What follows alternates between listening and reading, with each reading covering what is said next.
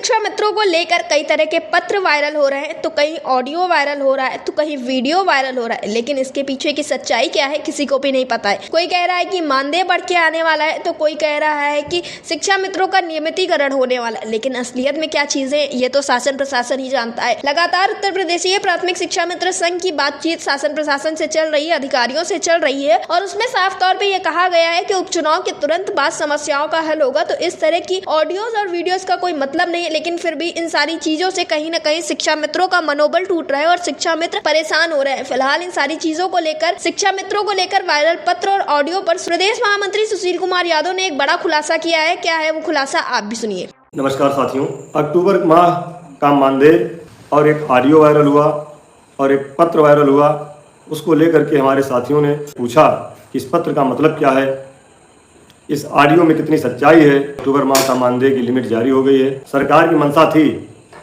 हम लोगों ने पत्र 17 तारीख को लिखा, उसके बाद कार्रवाई शुरू हुई और सभी विभागों के लिए थी। शिक्षा मित्रों के साथ साथ अनुदेशकों का भी मानदेय आज जारी हुआ है।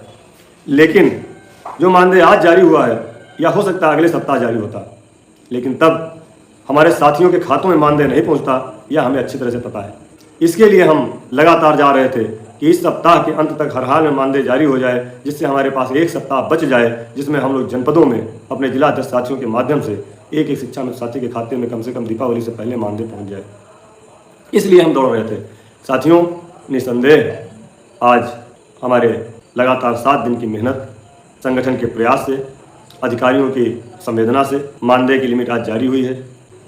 इसलिए हम परेशान थे कि अगर लिमिट आज नहीं जारी हुई, अगर अगले सप्ताह जारी हुई, तो हो सकता है कुछ जनपदों में मानदेय ना हो। कहीं वित्त लेखा अधिकारी नहीं मिलते हैं, कहीं श्रीमान बीएससी शिक्षा अधिकारी नहीं मिलते हैं। इसलिए हम लोग प्रयास कर रहे थे। इतना मैसेज, इतना फ़ोन आप लोगों का आ रहा था वायरल ऑडियो और वायरल पत्र को लेकर के, जिसके लिए मुझे आपके बीच में आना पड़ा। एक पत्र वायरल हुआ हमारे आदर्श शिक्षा में शिक्षक वेलफेयर एसोसिएशन के प्रदेश अध्यक्ष जी के नाम से, जिसमें सचिव बेसिक शिक्षा परिषद महोदय ने अपना जवाब दिया है। उसको लेकर भी लोगों ने हमारे पर्सनल व्हाट्सएप पर लिखा कि लो जी, आ गया आदेश, अब कैसे बढ़ेगा मानदेय, आप लोग सही नहीं बताते हैं। शायद तमाम मैसेज ऐसे हैं। तो मैं उस पत्र के बारे में आपसे कहना चाहता हूं कि वह रूटीन वर्क है। पिछले 2 साल से जितने भी पत्र माननीय मुख्यमंत्री जी को, माननीय प्रमुख सचिव महोदय को दिए जाते हैं, वह सारे पत्र जा करके हमारे बेसिक शिक्षा परिषद के श्रीमान सचिव महोदय के यहाँ जाते हैं और वहाँ से एक जवाब दिया जाता है कि आप पोषणीय नहीं है।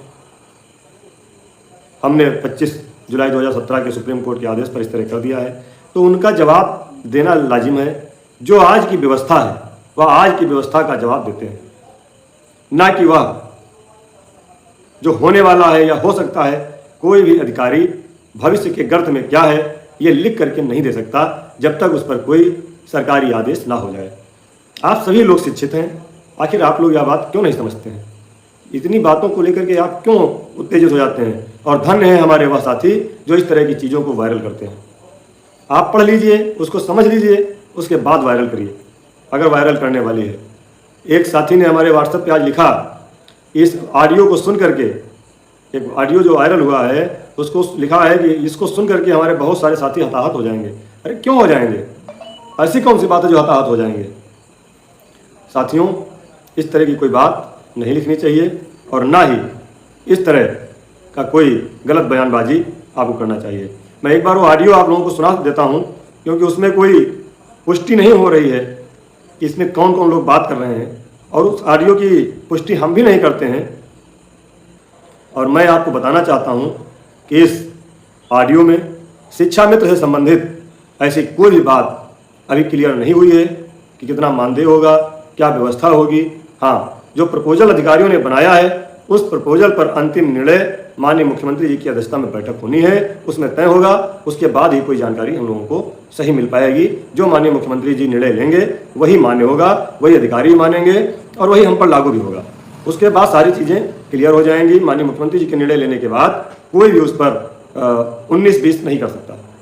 इसलिए आप लोग इस तरह के ऑडियो से, इस तरह की पोस्ट से, इस तरह के किसी भी पत्र से घबराइए नहीं।